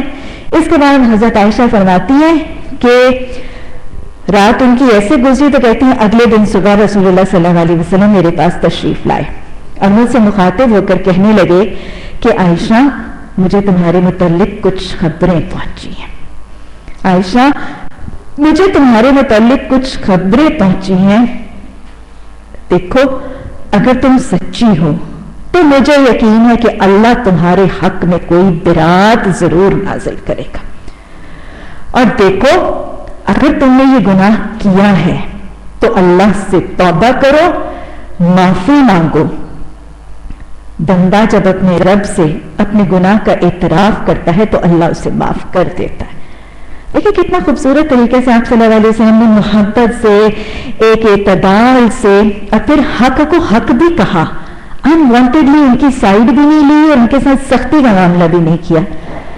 تو حضرت عائشہ نے بڑا پیارا جواب دیا. حضرت عائشہ نے فرمایا, روایت میں آتا ہے حضرت عائشہ فرماتی کہ جب آپ صلی اللہ علیہ وسلم نے مجھے یہ دونوں راستے دکھائے تو میں نے ان کو کہا یا رسول اللہ صلی اللہ علیہ وسلم آپ لوگوں کے کانوں میں ایک بات پڑ گئی ہے جو آپ کے دل میں بیٹھ گئی ہے. آپ کے کانوں میں ایک بات پڑ گئی ہے جو آپ کے دل میں بیٹھ گئی ہے, گھر کر گئی ہے. اور اب اگر میں یہ کہوں کہ میں نے یہ نہیں کیا جو میرا اللہ جانتا ہے کہ میں, یعنی آپ نہیں جانتے, جو میرا اللہ جانتا ہے کہ میں نے نہیں کیا, تو آپ لوگ نہیں مانیں گے. تو آپ لوگ نہیں مانیں گے. میں کہوں کہ میں نے نہیں کیا, اللہ تو جانتا میں نے نہیں کیا, لیکن اس کے باوجود آپ لوگ نہیں مانیں گے. اور اگر میں بغیر وجہ کے اس بات کا اعتراف کرنا جو آپ لوگ کہہ رہے ہیں, حالانکہ میرا رب جانتا ہے کہ میں نے وہ نہیں کیا, یعنی صرف آپ لوگوں کو سیٹسفائی کرنے کے لیے کہہ دوں اچھا میری جان چھوڑو میں نے کر لیا, اگر میں یہ کہہ دوں حالانکہ میرا رب جانتا ہے کہ میں نے یہ نہیں کیا, تو آپ لوگ میری بات مان لیں گے. حضرت عائشہ فرماتی ہیں کہ اس وقت میں نے حضرت یعقوب علیہ السلام کا نام یاد کرنے کی کوشش کی, لیکن کہتی کہ میں اتنی پریشانی میں تھی کہ مجھے حضرت یعقوب علیہ السلام کا نام بھی یاد نہیں آ رہا تھا, اور میں نے صرف یہی کہا کہ میں اس وقت وہی کہوں گی جو حضرت یوسف علیہ السلام کے والد نے کہا تھا, فصبر جمیل. بہرحال ان کا جواب, ان کا انداز رسول اللہ صلی اللہ علیہ وسلم کا بھی دیکھ لیجئے. ازواج کا آپس میں مکالمہ دیکھیں, آپ دیکھیں کتنا بڑا کرائسس ہے, لیکن کتنا ضبط نفس کے ساتھ بات کی جا رہی ہے. ہمارے گھروں میں چھوٹا سا مسئلہ ہوتا ہے اور اس کو کیسے بڑھا کے کتنا بڑا ایشو, یہاں اتنا بڑا ایشو ہے, لیکن کتنے تحمل سے, کتنے ٹھنڈ کے ساتھ اور کتنے غصے کو اور معاملات کو قابو رکھ کے بات کی جا رہی. بہرحال حضرت عائشہ فرماتی ہیں کہ جب میں نے یہ جملہ, میں نے جواب یہ دیا, تو ہم نے دیکھا کہ رسول اللہ صلی اللہ علیہ وسلم پر وحی کی کیفیت ہو گئی. اب کہتے ہیں کہ ظاہر ہے وحی تو, یہ تو معلوم ہی تھا کہ وحی کی آیات میں کچھ نہ کچھ فیصلہ ہو جائے گا. کہتی میں تو پریشان نہیں تھی کیونکہ ظاہر ہے سچی ہے اور اللہ تو علیم ہے, لیکن کہتی ہے کہ میرے والدین جو اس وقت وہاں پہ موجود تھے ان کا حال یہ تھا. حضرت عائشہ جملہ فرماتی, کہتی ہے میرے والدین کا حال, ان کی پریشانی اور گھبراہٹ کا یہ تھا کہ ان کے جسم کا کوئی ٹکڑا کاٹا جائے نا تو اس میں سے خون کا ایک قطرہ نہ گرے. ایسے ان کا ٹینشن سے خون خشک ہوا. کہ پتہ نہیں ہے حضرت عائشہ کے لیے کیا وحی میں حاصل ہوتا, کیونکہ ان کو تو حقیقت کا علم نہیں تھا. کہتی ہیں کہ آپ صلی اللہ علیہ وسلم پر وحی کی کیفیت رہی. وحی کی تکمیل پر رسول اللہ صلی اللہ علیہ وسلم مسکراتے ہوئے حضرت عائشہ کے ساتھ مخاطب ہوئے اور فرمایا, عائشہ مبارک ہو, اللہ نے تمہاری برات کے لیے یہ آیات نازل فرما دی. اب پھر حضرت عائشہ فرماتی ہیں کہ یہ آیات جو سورہ نور کے دوسرے رکوع کی آیات ہیں رسول اللہ صلی اللہ علیہ وسلم نے مجھے سنائی. یہ ہے صدیقہ. ایک دن ایسا ضرور ہوتا ہے کہ سچوں کو ان کا سچ فائدہ دیتا ہے, اور اللہ صابروں کو بھی نہیں چھوڑتا, اللہ سچوں کو بھی محبوب رکھتا ہے اور اللہ توکل کرنے والوں کو بھی محبوب رکھتا ہے اور اللہ باحیا خواتین کو تو بہت ہی پسند فرماتا ہے. اور جیسے رسول اللہ صلی اللہ علیہ وسلم نے فرمایا نا کہ اگر تم مجھے اپنی زبان اور اپنی شرمگاہ کی حفاظت کا ذمہ دو تو میں تمہیں جنت کا ذمہ دوں. یہ سارے رویہ حضرت عائشہ کے اندر ہے. اللہ سبحانہ تعالیٰ نے ان کی برات کے لیے قرآن میں آیات نازل کیے. یہ ہے ہمارے لیے نمونے. یہ وہ خواتین ہیں, یہ وہ ہماری امت کی مائیں ہیں جو امت کی خواتین کے لیے ایک نمونہ ہے, اپنی جرت میں, اپنی صداقت میں, اپنے حیادار ہونے میں, اپنے باکردار ہونے میں, اپنی دلیریوں میں, اپنی پاکدامیوں میں اور اپنی صداقتوں میں, جن کی برات کے لیے آسمان سے وحی کی آیات نازل ہوئی. حضرت عائشہ فرماتی ہے کہ آیات کو سننے کے بعد میری والدہ میرے پاس آئیں اور انہوں نے مجھے پیار کر کے مجھے بوسہ دے کر کہا کہ اٹھو, محمد صلی اللہ علیہ وسلم کا شکریہ ادا کرو. حضرت عائشہ فرماتی ہیں کہ میں نے کہا نہ میں ان کا شکریہ ادا کروں گی اور نہ ہی میں آپ کا شکریہ ادا کروں گی, میں تو اپنے رب کا شکر ادا کروں گی جس نے میرے حق میں یہ برات کی آیات نازل فرمائی. اللہ سبحانہ تعالیٰ ہمیں سیرت صحابیات, امہات المومنین اور بنات الرسول کو سیکھنے کا حریص بنا دے اور اللہ ان کی زندگی کے نمونوں کو اپنے لیے رہبر اور رہنما بنانے کی توفیق عطا فرمائے. اللہ ہمیں سیرت عائشہ رضی اللہ تعالیٰ عنہا کے نمونوں کو سیکھ کر ان کو اپنی زندگی میں اپنانے اور اپنی بچیوں اور اپنی بہوؤں کو اور اپنی ذریت میں ان نمونوں کو عام کرنے کی توفیق عطا فرمائے. اللہ سبحانہ تعالیٰ نے اب اس پر تبصرہ فرمایا. جو لوگ یہ بہتان گھڑ کے لائے ہیں وہ تمہارے ہی اندر کا ٹولہ ہے. مدینہ کی بستی میں مومن اور منافق کیا تھے؟ یہ سب رلے ملے ہوئے تھے, منافقوں کا پتہ کوئی نہیں چلتا, وہ تمہارے اندر ہی کا ٹولہ ہے. اس واقعے کو اپنے حق میں شر نہ سمجھو بلکہ یہ تمہارے حق میں خیر ہی ہے. ہر کام, ہر ہیپننگ, ہر روداد ہوتی اللہ کے اذن سے, اور چاہے وہ دنیاوی طور پر اس کے نتائج, اس کے ایفیکٹس کتنے ہولناک اور کتنے نقصان دہ نظر کیوں نہ آ رہے ہوں, اس میں کوئی نہ کوئی خیر اور حکمت کا پہلو ضرور ہے.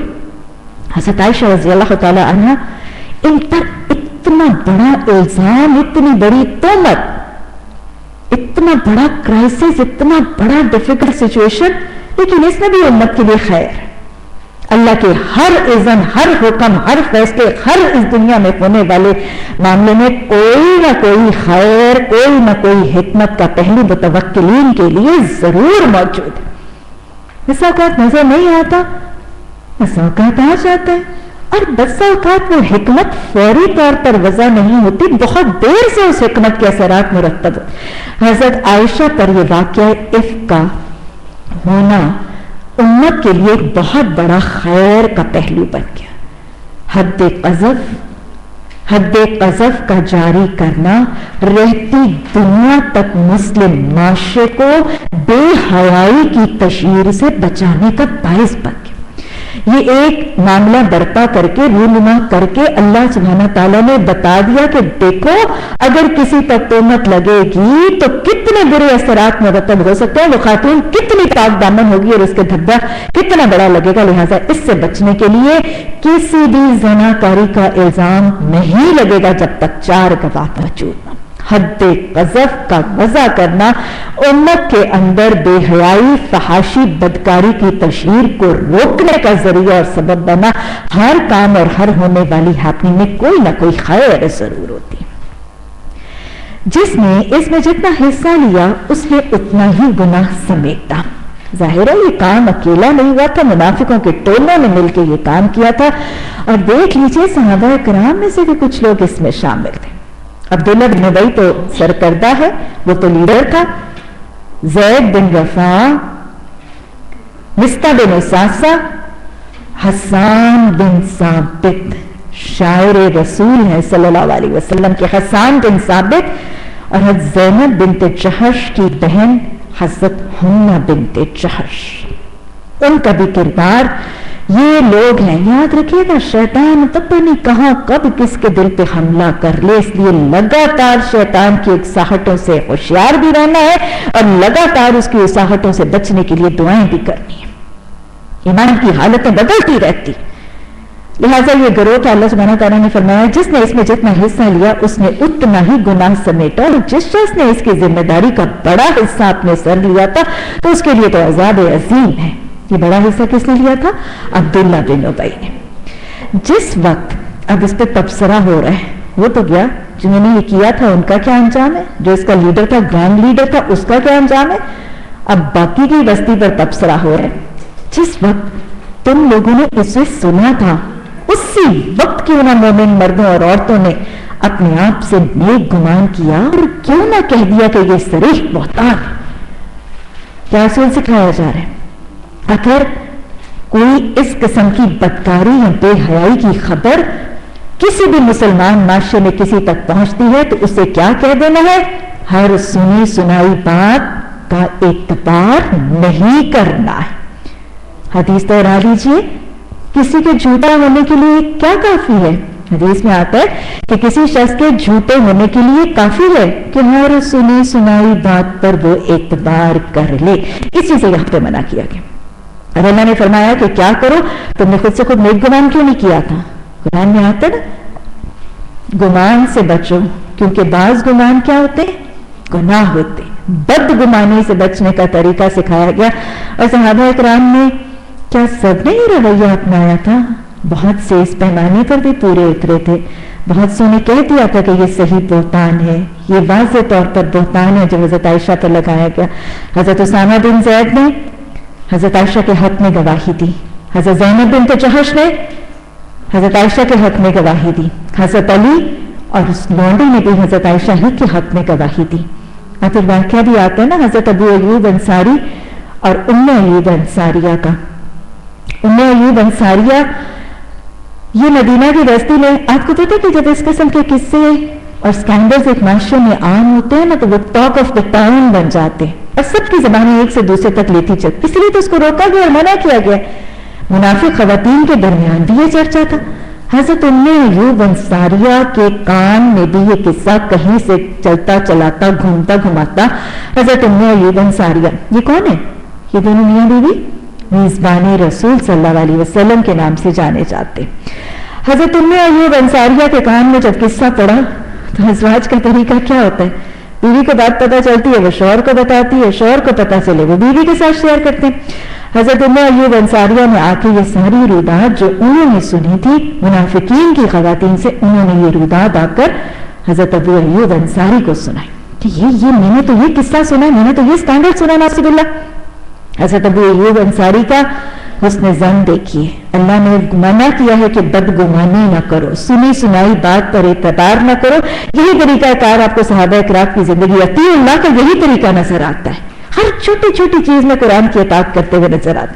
حضرت ایوب انصاری نے اپنی بیوی سے مخاطب ہو کر جنہوں نے یہ واقعہ سنایا ان سے پوچھا کہ دیکھو اگر تم حضرت عائشہ رضی اللہ تعالی عنہا کا کہ اگر تم اس کی جگہ ہوتی تو تم کیا کرتی؟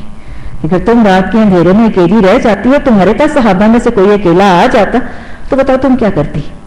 فوراً انہوں نے اپنی پوزیشن کو سوچا اور کہنے لگی کہ اللہ میں تو کبھی ایسا کام نہ کرتی. حضرت ابو ایوب انصاری نے فرمایا کہ پھر عائشہ تم سے بدر جہاں بہتر ہے. اور پھر ساتھ خود ہی اپنا جو ہے وہ کمپیریزن کر کے کہا کہ صفوان بن معطل مجھ سے بدر جہاں بہتر ہے. کوئی تکبر بھی نہیں ہے, اپنا محاسبہ بھی ہے, اور پھر کسی سے بدگمانی کا طریقہ بھی نہیں ہے. حسن ظن رکھا جا رہا ہے, سنی سنائی بات پر اعتبار نہیں کیا جا رہا.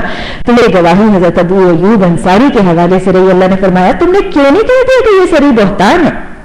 وہ لوگ اپنے الزام کے ثبوت میں 4 گواہ کیوں نہیں لائے؟ حد قذف کے حوالے سے چیز کو ثابت کیا جا رہا ہے. اب کہ وہ گواہ نہیں لائے, اللہ کے نزدیک وہی جھوٹے.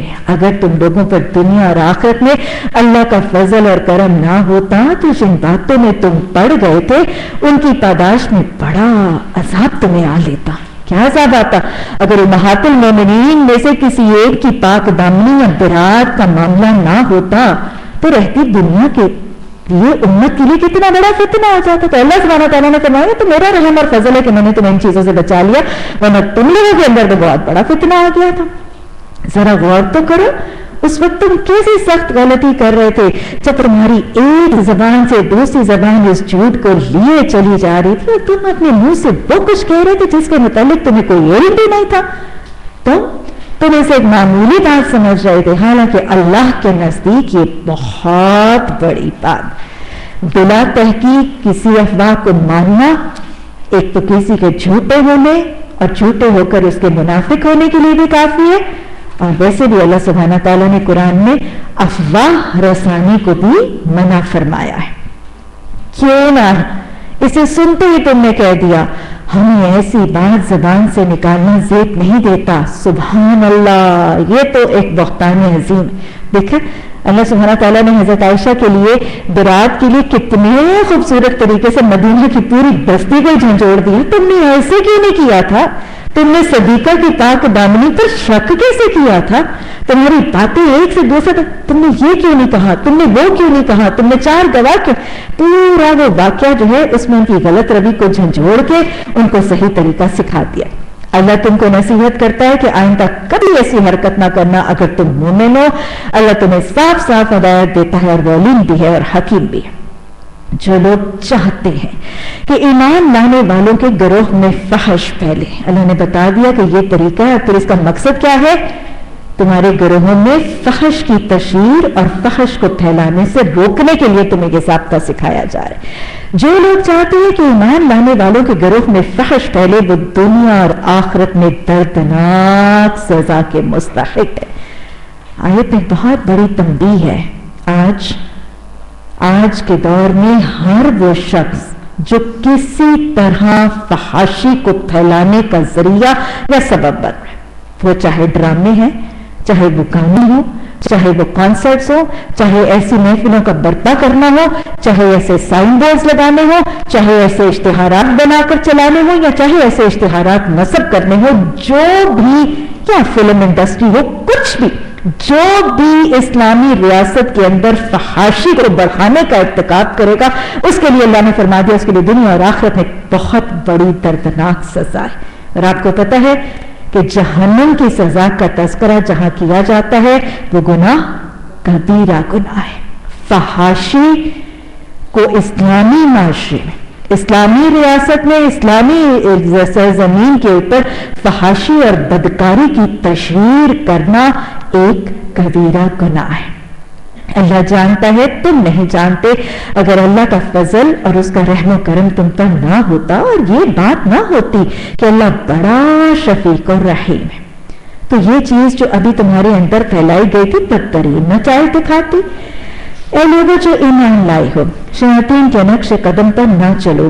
اس کی پیروی کوئی کرے گا تو وہ اسے فحش اور بدی ہی کا حکم دے گا۔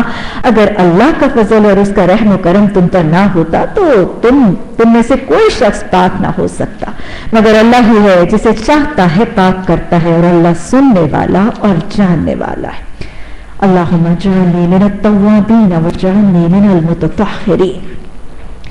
تم میں سے جو لوگ صاحب فضل اور صاحب مقدرت ہیں وہ اس بات کی قسم نہ کھا بیٹھے کہ اپنے رشتہ دار، مسکین اور مہاجر فی سبیل اللہ لوگوں کی مدد نہیں کرے گی۔ انہیں معاف کر دینا چاہیے اور درگزر کر دینا چاہیے۔ کیا تم نہیں چاہتے کہ اللہ تمہیں معاف کرے؟ اور اللہ کی صفت تو یہ ہے کہ وہ غفور الرحیم ہے۔ یہ آیت کس حوالے سے؟ اصل میں ہوا کیا؟ ہوا یہ کہ جب حضرت عائشہ کے خلاف یہ واقعہ افک کا جھوٹ کھلا، منافقین کی ان سرگرمیوں کی قلعی اتری اور پتہ چل گیا کہ اس واقعہ افک کے سارے گروہ کے چٹے بٹے کون سے لوگ تھے، تو مصطح بن اساسہ کا یہ منافقت جو ہے وہ بھی کھل گئی، اور یہ حقیقت بھی سارے آ گئی کہ مصطح بن اساسہ کا بھی اس جھوٹے اور اس بہتان تراشی میں ایک بہت بڑا حصہ تھا۔ حضرت ابوبکر صدیق اس واقعے کے ہونے سے پہلے مصطح بن اساسہ کی والدہ چونکہ مالی طور پر مسکین تھی، مالی تنگدستی کا شکار تھی۔ یہ کون ہے حضرت ابوبکر کے لیے؟ حضرت ابوبکر کی رشتے دار سالی ہیں، حضرت ابوبکر کی بیوی کی خالہ زاد بہن ہے، گویا رشتے میں سالی ہیں، حضرت ابوبکر صدیق اس واقعے کے ہونے سے پہلے ان کی مالی کفالت کرتے تھے، اپنے صدقے اور زکوٰۃ وغیرہ کے ساتھ ان کی مالی کفالت کرتے تھے اور ریگولر بیسس پہ کرتے تھے. لیکن جب پتہ چلا، یہاں تک رک کر دیکھیں صحابہ کرام کا طریقہ. اللہ نے قرآن میں کیا فرمایا ہے؟ آیت البر میں نیکیوں میں سے ایک نیکی، ایمان کے بعد پہلی نیکی کیا بتائی گئی؟ وَآتَ الْمَالَ عَلَىٰ حُبِّهِ، کہ اللہ کی محبت میں اپنا مال دینا. کس کو؟ ذوی القربیٰ. تو اللہ کی محبت میں، اللہ کی رضا کے لیے جو صدقات دیے جائیں گے، آیت البر میں ایمان کے بعد پہلی نیکی قرابت داروں کی صدقہ اور خیرات کے ساتھ مدد کرنا. اللہ نے قرآن میں حکم دیا ہے فَأْتِ ذِي الْقُرْبَىٰ حَقَّهُ، کہ قرابت داروں کو ان کا حق سمجھ کے دیا کرو. اگر وہ ضرورت مند حاجت مند ہے تو تمہارے صدقات اور خیرات پر سب سے بڑا حق تمہارے اپنے قرابت داروں کا. رسول اللہ صلی اللہ علیہ وسلم نے بھی اپنے قرابت داروں اور اپنے رشتہ داروں کی مالی کفالت کو دور کے دائرے سے زیادہ بہتر سمجھا ہے. حضرت زینب کے حوالے سے وہ واقعہ آتا ہے نا، عبداللہ بن مسعود کی بیوی حضرت زینب نے جب مالی کفالت کے حوالے سے پوچھا تھا تو آپ نے فرمایا تھا ہاں تیرے لیے 2 اجر ہے، ایک تیرے صدقے کا اور دوسرا تیری قرابت کے حق کو قائم رکھنے کا. تو گویا حضرت ابوبکر صدیق اس قرآن اور حدیث کے احکامات کے مطابق عمل کرتے ہوئے نظر آتے ہیں. ان کے صدقات اور ان کے خیرات اپنے قرابت داروں کو منتقل ہوتے ہوئے نظر آتے ہیں. اور پھر یہ قرابت دار کون سے ہیں؟ ان کے اپنے بھائی بہن نہیں، یہ سسرالی رشتے دار ہیں. صحابہ اکرام کے رویے کو اگر ہم کنگال کے دیکھتے تو اطیع اللہ و اطیع رسول صلی اللہ علیہ وسلم کا بہترین نمونہ نظر آتے ہیں. اور وہ سارے ہی عمل اپنی زندگی میں قرآن اور حدیث کے پیمانے کے مطابق کرتے بھی ہیں اور ان میں سے کوئی چھوڑتے بھی نہیں. مالی کفالت ہو رہی ہے اپنی سسرال میں اپنی رشتے کی سالی کی، اور دیکھ لیجیے کہاں کہاں تک اکنامک سپورٹ ایکسٹینڈ کر رہے ہیں. اللہ نے مال دیا ہے تو اس میں بخل نہیں ہو رہا. کتنے سالی کئی رشتے کی سالی، یہاں اپنے رشتے دار، اپنے قریبی ترین سسرالی رشتے دار جن کو کچھ دینا بھی نہ ہو، جو کچھ مانگتے بھی نہ ہو، صرف یہ معاملہ ہو کہ ان سے سیدھے منہ بات کرنی ہو تو لوگ سیدھے منہ بات کرنے کے روادار نہیں. یہاں پر اتنے دور کے سسرالی جو رشتے دار ہے اس کے ساتھ مالی کفالت جو ہے وہ ریگولر بیسس پہ کی جا رہی ہے. اطیع اللہ و اطیع رسول صلی اللہ علیہ وسلم کا نمونہ نظر آ رہا ہے. بہرحال انسان تھے، جب پتا چلا کہ مصطح بن اساسہ میری اتنی مالی کفالت کرتا رہا اور اس نے کیا حق ادا کیا کہ میری بیٹی ہی کے خلاف یہ جھوٹا بہتان اور یہ جھوٹی تہمت گھڑنے میں اس کا اتنا بڑا کردار ہے. تھے تو انسان ہی، بشر تھے، ان سے کمیاں کوتاہیاں ہوئی، خطائیں ہوئی. انہوں نے فوراً ظاہر دل ہرٹ تو میری صدیقہ بیٹی عائشہ صدیقہ تو ان کی آنکھوں کا تارا ہے نا، کہ میری اس آنکھوں کے تارے میرے دل کی ٹھنڈک کی بیٹی اور اس پر کوئی الزام لگائے اور میں اس کی مالی کفالت کرتا رہوں. بات ہے نا، دل میں آیا اور پھر کہہ دیا کہ میں کیا کروں گا، قسم کھا لی کہ آج کے بعد میں مصطح بن اساسہ کے اہل خانہ کی مالی کفالت نہیں کروں گا. میں ان کے ساتھ یہ کروں اور وہ میرے ساتھ یہ کرے. حالانکہ قرآن نے کیا کہا تھا، ابھی ہمیں پچھلے دنوں پڑھا، مومن کیسے ہوتے ہیں، برائیوں کو بھلائیوں سے دور کرتے ہیں. لیکن انسان ہے، اللہ نے ویسے یہ بھی تو اجازت دی ہے نا کہ اگر تم پر کوئی زیادتی کرے تو پھر کیا کرو، پھر اس پر اس کی زیادتی کے برابر تم زیادتی کر سکتے. بہرحال حضرت ابوبکر نے یہ معاملہ، یہ قسم کھا لی کہ میں اب ان کی مالی کفالت نہیں کروں گا. پھر کیا ہوا، پھر یہ آیات نازل ہو گئی. پھر یہ آیات نازل ہوئی کہ تم میں سے جو لوگ صاحب فضل اور قدرت والے ہیں انہیں اس بات پر قسم نہیں کھانی چاہیے کہ اپنے رشتہ دار اور مہاجرین فی سبیل اللہ لوگوں کی مدد نہیں کریں گے. انہیں معاف کر دینا چاہیے اور درگزر کرنا چاہیے. کیا تم چاہتے نہیں ہو کہ اللہ تمہیں معاف کرے؟ یہ آیت نازل ہوئی. صحابہ کرام کیا کرتے تھے؟ کیا صرف نازل کی جانے والی آیات کی تلاوت کرتے تھے، ان کو حفظ کرتے تھے، ان کو اپنے کلام کا حصہ بناتے تھے؟ صحابہ کرام کا طریقہ، حضرت ابوبکر کا طریقہ کیا نظر آ رہا ہے؟ آیت نازل ہوئی، آیت کو سمجھا، آیت کو پڑھا اور اس آیت کے حوالے سے اپنا محاسبہ کیا. پیغام کس کو ہے؟ یہی ہے افلا یتفکرون افلا یتدبرون. قرآن کی جب کوئی آیت نظر آتی ہے اس میں اپنا محاسبہ کیا کریں, اس میں مجھے کیا پیغام ہے اور اس حکم کے حوالے سے میں کیا کر رہی ہوں. یہ رویہ حضرت ابو بکر کا. فوراً اپنا محاسبہ کیا, کیا سمجھ آیا؟ یہ تو میرے ہی حوالے پہ ہے, اس کی اپلیکیشن تو مجھ پر ہو رہی ہے کرنٹلی, فوری طور پر. ابھی تو میں نے ہی اس کی خلاف ورزی کی. کیا رویہ ہے؟ ضد نہیں کی, پٹائی نہیں کی, گھمنڈ کا شکار نہیں ہوا, اپنی غلط روی کو کور نہیں کیا. کیوں؟ میری بیٹی پر اس نے اتنا بڑا ظلم کیا, میں کوئی غلط تو نہیں کر رہا. نہیں, خطائیں ہوتی تھی, لیکن بہترین خطا کار کون ہے؟ خطا کرنے کے بعد اس کا اعتراف کر کے رب کی طرف تائب ہو کے پلٹ آنے والا.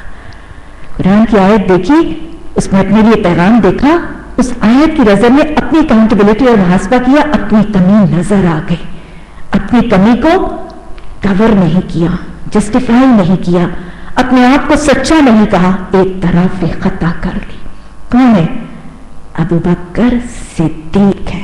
سچے ایمان والے ایسے ہی ہوتے ہیں, آیات الہی کے حوالے سے اپنا محاسبہ کر کے اپنی کوتاہیوں کا, سچے رب کی آیات سننے کے بعد اپنی کمیوں اور کوتاہیوں کا اعتراف کر کے سر تسلیم جھکا لیتے. خطا کا اعتراف کرتے, ہاں مجھ سے کمی ہوئی, اس حکم کے حوالے سے میرے سے کمی ہو رہی ہے. اعتراف کیا, نادم ہوئے, پشیمان ہوئے, توبہ کی. اور توبہ کب ہوتی ہے؟ اصلاح کے ساتھ. توبہ کی قبولیت کے لیے اصلاح ضروری ہے. حضرت ابو بکر نے فوراً اپنی اصلاح کا معاملہ اختیار کیا. یہی رویہ ہے صحابہ کرام کا, اور یہی رویہ میرے اور آپ کے لیے نمونہ ہے. اور اصلاح کیسے کی؟ یہ وعدہ کر لیا کہ اب جتنا مال پہلے کفالت کے لیے دیتے تھے اس سے زیادہ دیں گے. اور صرف اصلاح کا وعدہ نہیں کیا تھا, توبۃ النصوح تھی. حضرت عمر سے توبۃ النصوح کا مطلب پوچھا گیا تھا, تو انہوں نے کیا کہا تھا کہ برائی کا ارادہ کیا, برائی کی خواہش بھی نہ آئے. ساری زندگی, حضرت عائشہ فرماتے ہیں کہ ساری زندگی مرتے دم تک جتنی کفالت پہلے کرتے تھے اس سے زیادہ مالی کفالت کرتے رہے. یہی احسان, معاف کر دو, درگزر کر دو. کیوں؟ کیونکہ اللہ نے کہہ دیا تھا کہ تم چاہتے ہو کہ اللہ تمہیں معاف کرے تو معاف کر دو. اللہ کی بخشش کے طلبگار تھے, اللہ کی معافی کے طلبگار تھے, اس لیے دل بڑا کر کے معاف کر دیا. اور ہمیں روایت سے پتہ چلتا ہے چونکہ قسم کھا چکے تھے تو قسم کو بھی کیسے توڑا تھا, کیونکہ حدیث میں لچک موجود ہے کہ جب تم میں سے کوئی شخص گناہ کے کام کی قسم کھا لے تو اسے چاہیے کہ اس قسم کو توڑ دے, گناہ سے بچا رہے اور نیکی کرتا رہے. حضرت مصطح بن اساسہ کے حوالے سے حضرت ابو بکر نے جو قسم کھائی تھی, اس قسم کو توڑا گیا, اس کا کفارہ ادا کیا گیا, اصلاح کا وعدہ کر لیا گیا, اور اصلاح پر اپنے مرتے دم تک پہلے سے زیادہ بہتر طریقے سے جمے رہے. کون سا رویہ نظر آ رہا ہے حضرت ابو بکر کا؟ محسنین کا رویہ. غصے کو پی لیا تھا, معاف کر دیا تھا, اور ان کے حق سے کئی گنا بڑھ کے ان کو دے دیا تھا. محسنین کا رویہ نظر آ رہا ہے, متقین کا رویہ نظر آ رہا ہے. متقی کیا کرتے ہیں؟ متقی برائیوں کو بھلائیوں سے دور کرتے ہیں. اور رویہ ایک بات, ایک اور رسول حضرت ابو بکر کی سنت اور اس رویے سے بہت سے پیغام ملے, لیکن ایک اور پیغام بھی مل رہا ہے. اللہ سبحانہ تعالیٰ نے صحابہ اکرام کی تربیت کیسے کی ہے, صحابہ اکرام کی سیرتیں, ان کے نمونے اور ان کی شخصیتوں کے پیکر, یہ تو گھڑے گئے تھے وحی الہی کی انسٹرکشن میں. ان کی تربیت, ان کی ٹریننگ, ان کا تزکیہ آیات کے ذریعے کیا گیا. ان کے دلوں میں خواہشات آتی تھی, اللہ جواب دیتے ہوئے نظر آتے ہیں. ان کی کمیوں کوتاہیوں کو ہائی لائٹ کر کے کریکٹ کیا گیا. اللہ کے رسول صلی اللہ علیہ وسلم کے بعد سیرت صحابہ اور سیرت صحابیات امت کے افراد کے لیے بہترین بشری نمونہ وضع کرتے ہوئے نظر آتے ہیں. जो लोग पाक दामन बेखबर मोमिन औरतों पर तहमतें लगाते हैं उन पर दुनिया और आखिरत में लानत की गई है और उनके लिए बहुत बड़ा अजाब है। वो उस दिन को भूलना चाहें जब उनकी अपनी ज़बानें और उनके अपने हाथ पांव उनके करतूतों की गवाही देंगे। उस दिन अल्लाह वो बदला उन्हें पूरे देगा जिसके वो मुस्तहिक है और उन्हें मालूम हो जाएगा कि अल्लाह ही सच को सच करके दिखाने वाला है। गोया बहतान तराशी और इल्जाम तराशी को कबीरा गुनाह कह दिया गया है। यहां पे कौन से अल्फाज हैं? लुइनु फिद दुनिया वल आखिरा व लहुम अज़ाबुन अलीम। आपको मालूम है कि कुरान में और हदीस में जिस भी अमल के लिए या लानत के अल्फाज हो या अज़ाबुन अज़ीम की वईद हो तो वो गुनाह कौन सा गुनाह होता है? कबीरा गुनाह, कबीरा गुनाह। तो गोया तोहमत लगाना, बहतान तराशी करना या किसी पर झूठा इल्जाम लगाना कबीरा गुनाह है। आयत नंबर सूरह नूर की आयत नंबर 23 के हवाले से हदीस भी इसकी तशरीह करती हुई नजर आती है। आप सल्लल्लाहु अलैहि वसल्लम की हदीस के अल्फाज हैं, आपने फरमाया मौबिकात, 7 हलाक होने वाले गुनाहों से, मौबिकात से बचो। और ये 7 गुनाहों की फहरिस्त आपने इस हदीस में बताई है जिसमें जादू भी है, शिर्क भी है, बच्चियों को जिंदा दरगोर करना भी है, मैदान जंग से वापस भाग आना भी है। लेकिन इसमें क्या है? पाक दामन भोली भाली औरतों पर इल्जाम लगाना। तो जो 7 बड़े बड़े गुनाह हैं जिनको आपने कैसे टाइटल किया है? मौबिकात, क्योंकि वाओ बाकाफ क्या है? हलाक करना। मौबिक क्या होगा? मौबिकात उसकी जमा है, हलाक करने वाले गुनाह, वो गुनाह जिसकी वजह से लोग हलाकत की घड़ी में डाल दिए जाएंगे, हलाकत से दो चार हो जाएंगे दुनिया और आखिरत की। उनकी कब्र में भी हलाकत है, हशर में भी हलाकत है, पुलसरात पे भी उनके लिए हलाकत है और जहन्नम के घरों में भी उनके लिए हलाकत है। तो ये 7 काम करने वाले हैं। अभी हदीस के अल्फाज आते हैं। तिबरानी में हज़रत हुज़ैफा की रवायत से हदीस आती है कि आप सल्लल्लाहु अलैहि वसल्लम ने फरमाया, एक पाक दामन औरत पर तोहमत लगाना 100 बरस के आमाल को गारत कर देने के लिए काफी है। कितने आराम से आज कुछ सहाफी अखबारों के अंदर कितने मजे से स्कैंडल्स और कॉलम्स भरे हुए लिख देते, तशहीर हो जाती है किसी की पे फला फला के साथ पता नहीं क्या क्या और कैसे कैसे। एक पाक दामन भोली भाली औरत पर तोहमत लगाना 100 बरस के आमाल को, मैं सिर्फ इबादत भी नहीं कह रही, हदीस में अल्फाज है 100 बरस के आमाल को जाया कर देने के लिए काफी है। हमारा दीन सिर्फ इबादत का नाम नहीं है, मामलात का नाम भी है और माशरती इंप्लीकेशंस भी हैं। और फिर ये भी समझ आ रहे नेकियां करना भी जरूरी है और नेकियां करने के बाद उनकी हिफाजत करना भी जरूरी है, क्योंकि जहां कुछ नेकियां कुछ गुनाहों को ले जाती हैं वहां कुछ गुनाह भी कुछ नेकियों को बर्बाद कर देते हैं। अपनी नेकियों की हिफाजत करना भी जरूरी है। गोया तोहमत लगाना अमाल को बर्बाद कर देने वाला रवैया। और कितने साल? 100 साल के अमाल। मुझे बताएं, ये 100 साल का अमल, वैसे किसी को 100 साल के नेक अमल तो पता ही नसीब होते भी हैं कि नहीं होते। कोई जिएगा तो आज के दौर में 80 नहीं तो 70 साल, और उसमें तो जवानी की नेकियां काउंट होनी है, इतनी तो की नहीं होगी जितनी बर्बाद हो जानी। तोहमत लगाना, किसी पाक दामन औरत पर बदकारी की तोहमत लगा देना बहुत बड़ा गुनाह है। किसी की इज्जत, किसी की आबरू, उसकी नस्लों की इज्जत और आबरू बर्बाद कर देने वाला रवैया। तो अल्लाह सुब्हानहू तआला हमें ज़ब्त लिसान और ज़ब्त लिसान की ताकत लोगों तक देने की बेहतरीन तौफीक अता फरमाए। अल-खाबिसातु लिल-खाबिसीन वल-खाबिसूना लिल-खाबिसात वत-तय्यिबातु लित-तय्यिबीना वत-तय्यिबूना लित-तय्यिबात। खबीस औरतें खबीस मर्दों के लिए, जैसे होगे वैसे भरोगे, जिस रंग में रंगोगे वही रंग तुम्हारे लिए बेहतरीन है। ایک ہی تھالی کے چٹے بٹے ہیں، ان سب کو جمع کیا جا رہا ہے. خبیث عورتوں کے لیے خبیث عورتیں خبیث مردوں کے لیے، اور خبیث مرد خبیث عورتوں کے لیے. پاکیزہ عورتیں پاکیزہ مردوں کے لیے ہیں، اور پاکیزہ مرد پاکیزہ عورتوں کے لیے ہیں. ان کا دامن پاک ہے ان باتوں سے جو بنانے والے بناتے ہیں، ان کے لیے مغفرت ہے اور رزق کریم ہے. کن لوگوں کے لیے مغفرت اور رزق کریم ہے؟ پاکیزہ مرد اور پاکیزہ عورتوں کے لیے. اللہ کی بخشش چاہتے ہیں، جنت کا رزق کریم چاہتے ہیں، تو پاک دامنی ضروری ہے. کیونکہ ہر دین کا ایک بنیادی وصف اور صفت ہوتی ہے. اسلام کا بنیادی وصف حیا ہے.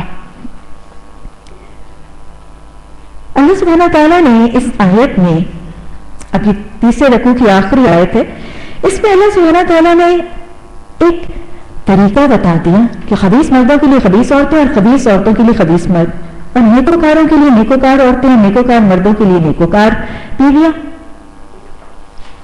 یہ اللہ کا طریقہ نہیں ہے. کچھ لوگوں کے ذہنوں میں اس دن مجھ سے یہ سوال کسی نے کیا کہ اللہ قرآن میں کہتا ہے کہ خبیث مرد خبیث عورتوں کے لیے ہیں اور خبیث عورتیں خبیث مردوں کے لیے ہیں.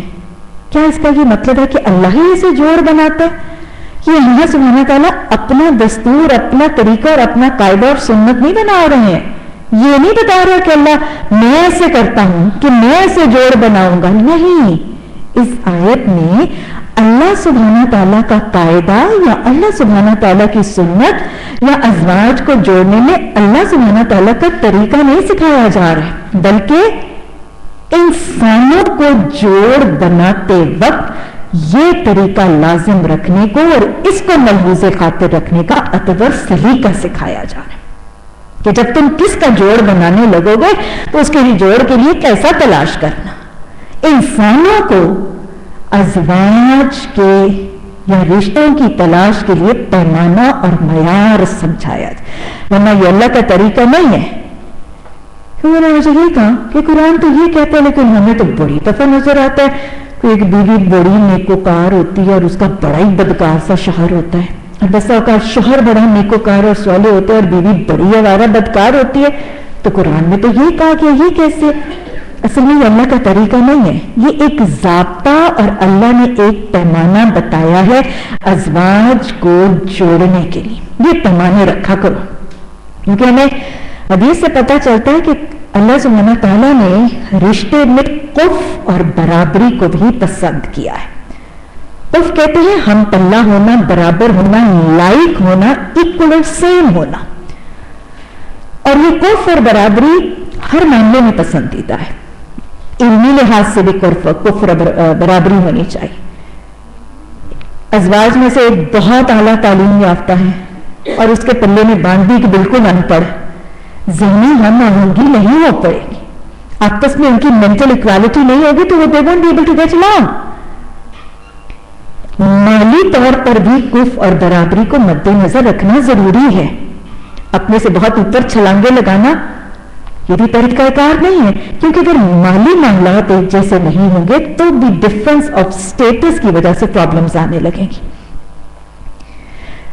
علم کے حوالے سے، تعلیم کے حوالے سے، مالی معاملات کے حوالے سے، سوشل سٹیٹس کے حوالے سے، بہت سے چیزوں کے حوالے سے قف اور برابری کو مد نظر رکھنا ان کی باہمی موافقت کے لیے اور رشتہ ازواج کے بڑھنے، پھلنے، پھولنے، آپس کی محبت اور موافقت کے لیے بہت اہم ہے. شریعت نے اس کی اجازت بھی دی ہے اور اس کی تاکید بھی فرمائی ہے، اور یہ انہی تاکیدوں میں سے ایک ہے کہ قف اور برابری سوچ اور خیال میں بھی ہونی چاہیے. ہم خیال ہونا بھی ضروری ہے، لائک مائنڈڈ بھی ہونا ضروری ہے. تھاٹ پروسیس اگر بالکل فرق ہوگا، ایک بالکل آوارہ بدکار اور ایک بہت نیکوکار، ان کا ذہن کیسے آپس میں چلے گا؟ ان کی ہم آہنگی کیسے ہوگی؟ ان کا گھر کیسے بسے گا؟ تو لائک مائنڈڈ ہونا، تھاٹ پروسیس کا ایک ہونا، رویوں کا ایک ہونا ایک تو قف کے حوالے سے ضروری ہے. اور دوسرے، ایک اتنا برا اور اتنا گندا اور اتنا ناپاک اور ایک خبیث، اس کے ساتھ ایک اتنے با کردار اور اتنے سونے اور اتنے طیب کو باندھ دو گے تو گندگی پھیل جائے گی.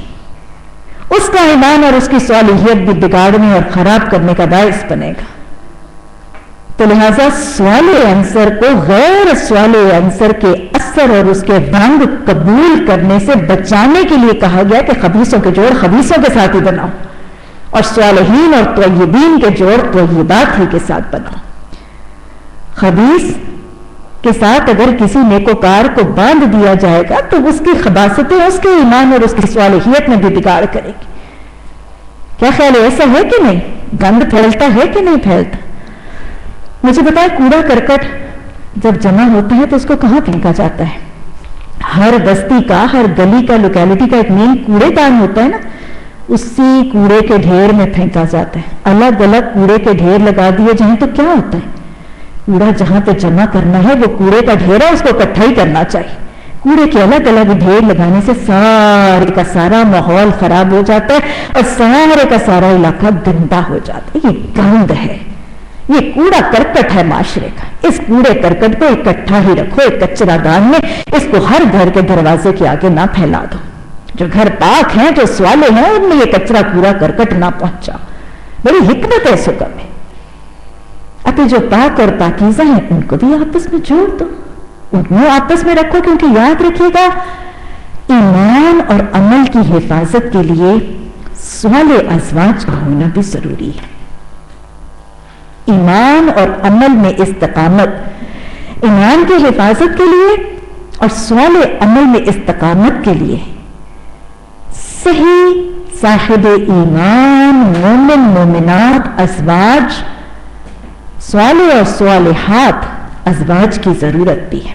اسی لیے تو حدیث نے پیمانہ بتا دیا مومنین کو کہ جب رشتے کی تلاش کرو تو کیا دیکھو، کسی کے اخلاق اور ایمان سے، جب کسی کے دین اور اس کے اخلاق سے تم مطمئن ہو تو اس نے کہا کہ پیغام کو قبول کر لیا کرو۔ یہ مومن اور مومنات ہی کو تو پیمانہ بتایا گیا۔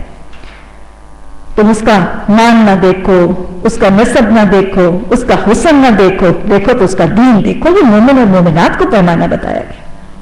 پھر آپ صلی اللہ علیہ وسلم نے فرما دیا کہ دنیا ساری کی ساری متاع ہے۔ مومنین ہی کو سمجھائی جا رہی ہے یہ بات، صاحب ایمان بعمل لوگوں کو، صالحین کو ہی یہ بات سمجھائی جا رہی ہے حدیث میں کہ دنیا ساری کی ساری متاع ہے، لیکن دنیا کی بہترین متاع ہے ایک نیک بیوی۔ دا بیسٹ تھنگ جو تم دنیا میں کسی کو مل سکتی ہے وہ ایک نیک بیوی ہے۔ اس طیب شخص کو بتایا جا رہا ہے کہ تمہارے لیے دنیا کی بہترین چیز طیبات میں ملے گی تمہیں۔ یہ حدیث کے الفاظ آتے، آپ صلی اللہ علیہ وسلم نے فرمایا ایک نیک بیوی اپنے شوہر کے دین کا ستون ہے۔ آپ کو پتہ ہے کہ عمارت ستونوں ہی پر بنتی ہے، تو شوہر کے دین کی عمارت اور شوہر کے اعمال صالح کی عمارت، اگر شوہر اپنے دین اور ایمان کی عمارت تعمیر کرنا چاہتا ہے تو پھر اس کو ایک ستون کون سا چاہیے؟ اس کو اپنا ایک سپوت اور ایک ستون نیک بیوی کی شکل میں تلاش کرنا ہے۔ یاد رکھیے کہ جس عمارت میں جتنے ستون ہوتے ہیں نا وہ اتنی مستحکم اور اتنی مضبوط ہو جاتی ہے۔ اور یہ صالح عورت کے لیے تو اللہ سبحانہ تعالیٰ نے رسول اللہ صلی اللہ علیہ وسلم کی حدیث کے ذریعے ہم تک پہنچایا کہ ایک صالح عورت 1000 غیر صالح مردوں سے بہتر ہے۔ اللہ ہمیں مومنات اور صالحات کی صفات سے متصف فرماتے۔ تو اللہ سبحانہ تعالیٰ نے بڑا خوبصورت جوڑ اور پیمانہ بتا دیا۔ خبیث عورتیں اور خبیث مرد یہ معاشرے کا گند ہے، یہ بدکار، یہ فحش، یہ معاشرے کا کوڑا کرکٹ ہے۔ ان کو اکٹھا ایک جگہ ہی پہ رہنا دو، ان کو وہیں پہ ڈسپوز آف کر دو، پورے معاشرے میں ان کو نہ بکھیرتے پھرو، یہ اوروں کے ادیان اور اقدام بھی خراب کریں گے۔ اور جو طیبات ہیں ان کو ایک دوسرے کا معاون بنا دو، ایک دوسرے کا مددگار اور محافظ بنا دو دین اور اعمال کے لیے۔ جوڑ میں کف اور برابری کا ایک بہت خوبصورت پیمانہ اور معیار بتا دیا گیا۔ مولانا مودودی رحمہ اللہ کی عصری نشستوں کے سوال جواب بھی موجود ہیں، ان کا بھی مطالعہ ضروری کیا کریں۔ اور پھر مولانا مودودی رحمہ اللہ کے ساتھ لوگ خط و کتابت میں بھی سوال جواب کرتے تھے۔ تو ایک خط کا جواب مولانا نے بالکل اس آیت کے حوالے سے دیا۔ کسی صاحب نے مولانا کو یہ خط میں پوچھا، اس نے اپنا قصہ بیان کیا، اور اس قصہ کچھ اس طرح تھا کہ اس نے یہ بتایا کہ میرا معاملہ ایک خاتون کے ساتھ ہے اور ہم بہت دیر سے ایک دوسرے کو جانتے ہیں، پہچانتے ہیں، ملتے ہیں، گھومتے ہیں، پھرتے ہیں. کوئی ایک عشق کا قصہ بہت دیر سے چل رہا تھا. اس نے کھل کے وہ قصہ بتایا مولانا کو کہ میں ایک عورت کے ساتھ انوالو ہوں اور ہمارا قصہ بہت دیر سے چل رہا ہے. اب میں نے فیصلہ کر لیا ہے، ہم نے فیصلہ کر لیا ہے کہ ہم آپس میں شادی کریں گے. کوئی کافی دیر گھومنے پھرنے کے بعد فائنلی ہو چکا. لیکن ساتھ ہی اس نے اپنی فکر اور پریشانی کا اظہار یہ کیا کہ اب معاملہ یہ ہے کہ جو ہی میں نے نکاح اور شادی کا ارادہ کیا، مجھے یہ خبر مل گئی کہ وہ خاتون، اس کے گھر والی خواتین اور اس کی ماں قطع گوئی کے پیشے میں ملوث ہیں اور انتہائی فاحشہ خواتین ہیں. اب مجھے بتائیں کہ میں اس سے نکاح کا وعدہ اور سب کچھ کر چکا ہوں، اس عہد و پیمان کے بعد میری خواہش اگر اس پر راضی نہیں ہوتی، میں کیا کروں؟ مولانا نے اس کے سوال کے جواب میں یہی آیت لکھی، للخابسین الخابسات للخابسین والخابسون للخابسات. کہ تم جس خباثت پہ سارے سال گزرتے رہے، اپنے آپ کو بہت پاک دامن سمجھ کے اب اپنے لیے کوئی پاک دامن ڈھونڈنا چاہتے ہو، تمہارے لیے وہی بہترین آپشن ہے. میرا خیال ہے بڑا ہی جامع اور بہت ہی سوال بیلنس تھا. آج ہمارے معاشرے میں شاید اس کے خلاف رویہ نظر آتا ہے. بچیوں کے لیے رشتہ تلاش کرتے وقت طیب تلاش نہیں کیا جاتا، بس اوقات ایک بہت مالدار سا بدکار تلاش کر دیا جاتا ہے. اور بدکار لڑکوں کی مائیں بس اوقات ساری حقیقتیں جاننے کے باوجود ان کے لیے بڑی نیکوکار بیویوں کی طلبکار نظر آتی ہیں. اللہ سبحانہ تعالیٰ نے بڑا خوبصورت پیمانہ سکھا دیا. اللہ نے قرآن اور حدیث کے پیمانے کے مطابق اپنی زندگی کے ہر مرحلے اور ضابطے کو استوار کر کے اپنے گھروں کو خوشیوں کا اور سکون کا گہوارہ بنانے کی توفیق عطا فرمائے. ربنا هب لنا من ازواجنا وذريتنا قرة اعين واجعلنا للمتقين اماما. ربنا لا تزغ قلوبنا بعد إذ هديتنا وهب لنا من لدنك رحمة إنك أنت الوهاب. سبحانك اللهم وبحمدك نشهد أن لا إله إلا أنت نستغفرك ونتوب إليك. سبحان ربك رب العزة عما يصفون وسلام على المرسلين والحمد لله رب العالمين. آمين ثم آمين.